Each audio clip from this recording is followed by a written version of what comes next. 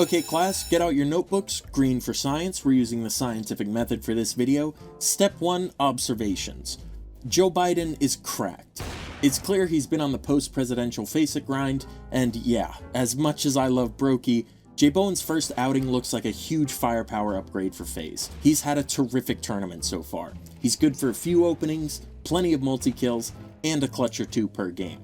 The only pattern in his gameplay I can criticize is something we're all guilty of anyway, and it's the occasional over-aggression, sometimes ignoring his leftover util and or leaving teammates stranded. However, I think it's important that JBOEN has the confidence and feels he has the freedom to make these kinds of plays no matter how ridiculous they look. Because the opposite problem of having your rookie turtle up and not show off the mechanics that got them scouted in the first place seems like a harder issue to fix. We'll get there. For the next observation, a lot of credit I assume goes to Twists and FaZe new coach NK, as FaZe are looking much more structured in defaults and well rehearsed in executes. And I think this is a really good change for FaZe. With Falcons winning the major, the signature FaZe chaos really seems to have been Kerrigan chaos, and besides, it's not like things were going well for FaZe before he left, so the identity overhaul is welcome and working. Fucking A, this dude, his best calls are team site hits with at least 3 or 4 players after a default or opening pick, or sometimes with all 5 just straight out of spawn. Most of the time, Twist has a solid read on the defense's setups, so FaZe tend to execute on the correct site, but even if the read is wrong, the executes have been designed and rehearsed well enough to handle an extra CT or 2. However, when rounds break down into stranger numbers, sometimes Twist's mid-rounding falls a little flat. Don't worry guys, I saw Kerrigan do this at the major. In this round, JBOEN loses the opening duel, and FaZe are left with very little map control in a 4v5, but their game plan to focus on B earlier in the map has the majority of eyeballers worried about Cat and apartments. With the jungle and CT smoke, the window player would be cut off from A, and FaZe could have a decent shot at winning the round if trades go favorably for the Ts. And while Twists eventually comes to this realization, he spends too much time making the decision and juggling utility top mid. By the time he throws it, eyeballers have already rotated an extra player A due to the low clock, and Frozen gets found in Palace, forcing FaZe into a save. And here, in what looks like a microing call from Twists, I'm 90% sure he says Kuba here in the player cam, and Jacob moves over right after. FaZe give up all of B to re-clear mid, but move so slowly that eyeballers are able to completely box them into Red Room in a 5v5.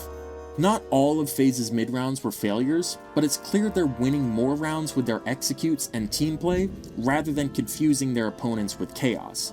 But there is a little bit of old FaZe left in there, as the team made it to playoffs in their usual 0-2 to 3-2 fashion, and they pulled out the classic choke, almost choke, destroy combo in their last chance game. So now it's time for our hypothesis. FaZe are back, baby! Woo! We're so back! And that would make the playoffs the experiment. But check HLTV, NKJ just exploded, and FaZe chose me to sub in. Here's what I try to tell the team before the quarterfinals start. But this first one is for the community too. Stop bullying my Pookie Bear. Yes, he's got some rough stats, but Jacob is a good teammate. He's easily got the worst roles on FaZe, often being the hard entry on T and solo anchor on CT. He often takes the unglamorous half of a play, like being the booster instead of the boostee, or being the bait for a nameplate joker. But he seemingly never complains and isn't an aggressive tilter. So with all that in mind, I actually think his stats are decent. But the number's red! Yeah, but in the same way not all kills are equal in Counter-Strike, not all rounds are equal either. In this clip, Jacob is boosting Natu and gets spammed. But FaZe are able to take B site anyway and end up in a 4v3 post plan. Twist gets picked, but Natu gets his trade, Frozen makes an untradeable solo play, Natu's caught in the open, and JBOEN gets jiggled out and loses the 1v2. So whose fault is it that eyeballers are on match point? I wouldn't really blame this guy. And when Jacob gets a triple entry on A site, Twist hits eyeballers with the big brain go B anyway and gives eyeballers match point again. It's like they're trying to make sure Jacob doesn't get his R-dubs. Jacob does have some rough rounds, but would it kill FaZe to give him a little more support? So much util comes in after he dies or is given to other players instead. With his CT rating being the weaker of the two this tournament, giving Jacob a little more utility support in his anchor positions could help FaZe through the playoffs. Next, I think Twist should try to entry more for the team. Not all the time, and not just because that's what IGLs do now, but for two reasons. The first is simple, he's good at it. A multi-kill entry is pretty rare when you're sending in Kerrigan, AlexiB, or Snacks, but Twist's individual firepower is much higher than your average IGLs. The second reason, it'll give Twist more practice in those mid-round micromanaging situations. In this round, Twist ends up dying first, but FaZe are able to turn it into a win.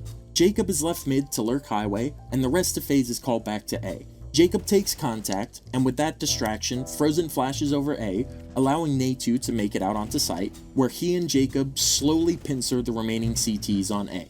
And while I can't prove for certain that Twist was microing every moment in this round, at the very least when we compare this round to the util juggling top mid from earlier, it's clear to me that from the grave, Twist was able to call this execute on a better timing with his full focus on the radar rather than splitting it with his crosshair. So if Twist tries to entry some rounds and happens to die, FaZe can use the opportunity to improve the mid-round calls, which will be crucial if FaZe begin to climb the ranks again and face tougher opposition.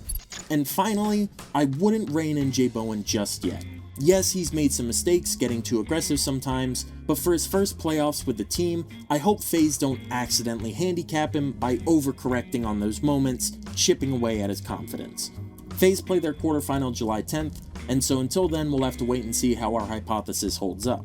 And although I didn't highlight them too much, Frozen is obviously playing well, and Natu is fighting hard for that contract spot. So with all this in mind, I think FaZe really have a shot at taking home this trophy. If you do tune into the games, just a warning, look out for the Mandarin bombs the audio guy's been dropping during the post-match interviews. But ladies and gents, let's have a chat to Twist and Frozen up on the stage.